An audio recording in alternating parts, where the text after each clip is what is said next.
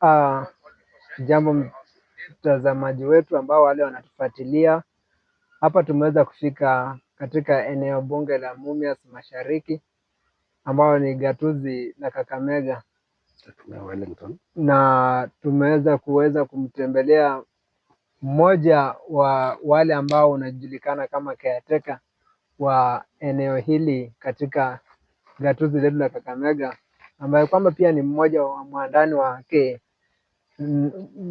wake gavana wa ukipenda utamuita Fernandez Baraza, na vile ningependa akaweze kujitambulisha hapa, maanake yeye ndiye ameweza kutufikisha hapa nyumbani kwake ili kuweza kumtembelea siku ya leo. Unasemaje mwenzangu? Asante sana watazamaji na pia wasikilizaji wetu. Kwa majina mimi naitwa Namathi Wellington. Vile umesikia mwenzangu akisema, mimi ni mwandani sana wa ndugu gavana Baraza ambaye ndiye rais wa gatuzi la Kakamega kwa sasa. Sadakta. Vile umemsikiza amejieleza, ni kwa majina anaitwa majina maarufu kama Wellington. Tungependa bwana Wellington ukaweze tungependa kujua mambo mawili matatu kuhusu kaunti letu ya Kakamega, na haswa sana mambo ambayo yanamhusu gavana wetu Fernandez Barasa. Na hivi majuzi nikipita hapo nikiwa katika pitapita zangu katika kaunti yetu ya Kakamega, nasikia kuna hii slogan ya one term two term. Ungependa kutuambia nyinyi kama wewe mtu wa rais wetu wa kaunti ya Kakamega bwana gavana Fernandez Baraza, wewe ungependa kusema nini kulingana na vijana jinsi wanavyosema slogan ya one term?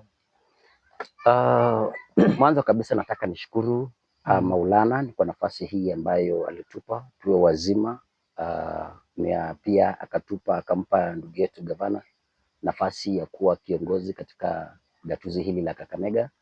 Na pia nataka nishukuru sana wale wapigaji kura, the voters, ambao walikuwa na imani kwa ndugu yetu gavana, wakaamua kwamba akawe kiongozi, mwakilishi na pia msemaji wao kwa niaba ya gatuzi la Kakamega. Nataka niseme asanteni sana kwa kura zile ambazo mlimpa gavana. Asanteni sana kwa kuwa waadilifu na kuwa na imani kwa ndugu yetu. Ni kulingana na swali ambalo umeuliza, hii slogan ya one term na two term ni wananchi ndio wanaongelea, lakini nataka tukubaliana kwamba ni msemo tu ambao hauna mshiko wote. Mtu atajisikia, yule ambaye anaufahamu kuelewa kwamba huyu yafaa nimwambie one term ama nisimwambie one term, ni wale ambao labda ni slogan imekuja kwa wale ambao wanatumika, kwa sababu hawezi ona kiongozi anatekeleza majukumu yake na unaishia kumwambia one term. Huwezi ona kiongozi anafanya kazi yake ya uwakilishi, anafanya maendeleo katika gatuzi, katika eneo fulani lile, be it the president ama the women rep, governor, rather senator, MCA, anafanya kazi yake na unaishia kumwambia one term. So one term or two term, one term ni ile wale ambao wanatumika. Utapata mtu anatumika kwa njia kwamba nakupea hii, enda ukaribu mkutano kwa kumwambia one term. Kwa hivyo unasema ni kitu kama poroja ambayo inaenea kote kila mahali, kwa sababu sio vijana tu peke yake. Maanake nimekuwa nikiwa naona wengi wafanyakazi pia wanasema hiyo mambo ya one term. So unasema ni kama porojo, mtu anaweza kuwa anatumia vijana ili wakaweza kuchafua jina la gavana. Si porojo pase, kile najaribu kusema ni kwamba ni ile opponents. Opponents ndio wanakuja na hili neno ya kwamba one term, na obvious hakuna siku utapata opponent wako akiongea mazuri kukuhusu. Lazima ataongea ama atafanya lile la kuonekana katika wananchi waliokupigia kura, onekana kwamba wewe unafanya jambo ambalo halifai. Hata kama unafanya mazuri, ataishia kukuambia kwamba wewe haufanyi mambo mazuri. So ndio posa utapata kwamba kuna hili neno la one term linashamiri sana kwa wale ambao hauelewi, lakini katika gatuzi letu la Kakamega naweza sema kwamba gavana wetu ni mchapakazi, anafanya kazi nzuri na sisi hatuna shida na yeye.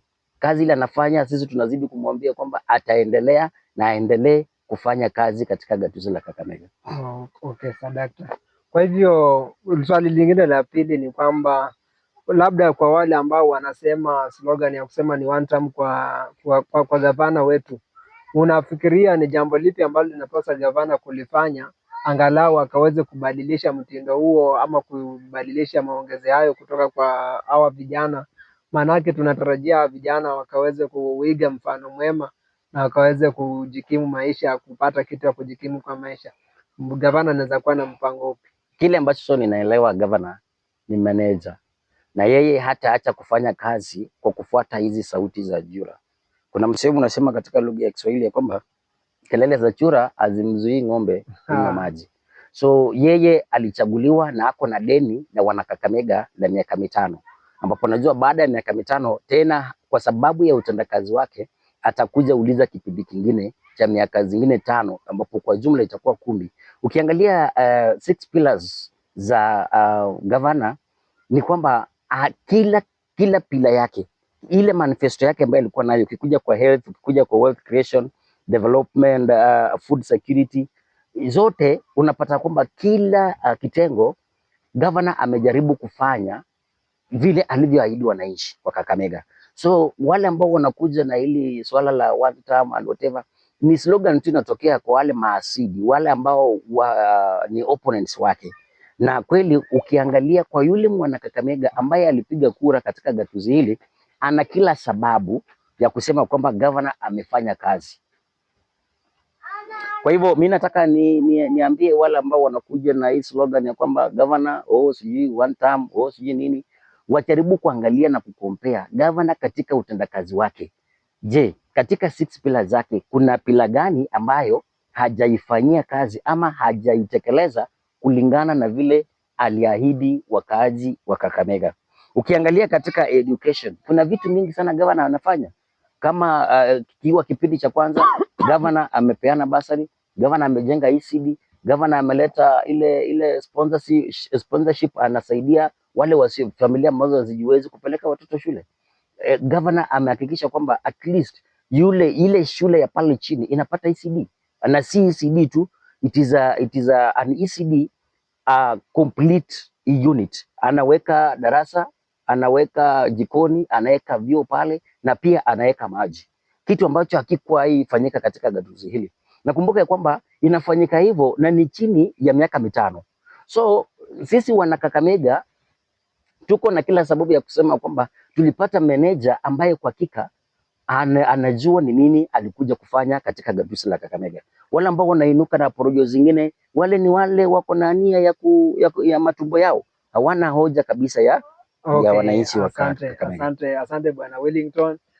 Mtazamaji wetu popote ulipo na unaweza kusikiza sauti hii, ni sauti ya Wanamwendo TV ambao kwamba wako wanajadili mambo kuhusu masuala ya gatuzi la Kakamega, ili kutokana na yale mambo ambayo yamekuwa yanaibuka mtandaoni na kuweza kuvunja vinywa vya habari kumhusu Fernandes Barasa. Ningependa kukuuliza swali jingine ambalo nimeona hivi majuzi watu wakaaji wa Ekero wanasema kwamba gavana amewasahau kwa sababu wana claim kwamba hawana mwangaza. Labda gavana anaweza sema jambo lipi? Na hapo mahali Wakenya jinsi wanavyojua, hapo Ekero ni mahali kumekuwa ni mahali pa biashara usiku na mchana, ni mahali ambapo vitu vingi vinafanyika. Kwa hivyo ukienda hata wakati wa sasa utaona hakuna mwangaza, na mahali kama hapo tunatarajia kuwe na angalau mwangaza mkubwa, na sijui gavana anaweza kuwa na maoni gani kama hiyo. Mimi lile ninalojua ni kwamba gavana wetu kulingana na hilo swala lako, Ekero pamoja na vitongoji vyake, ni kwamba kuna as we speak kuna roadside lights ambazo zinaendelea zinawaka, unless kama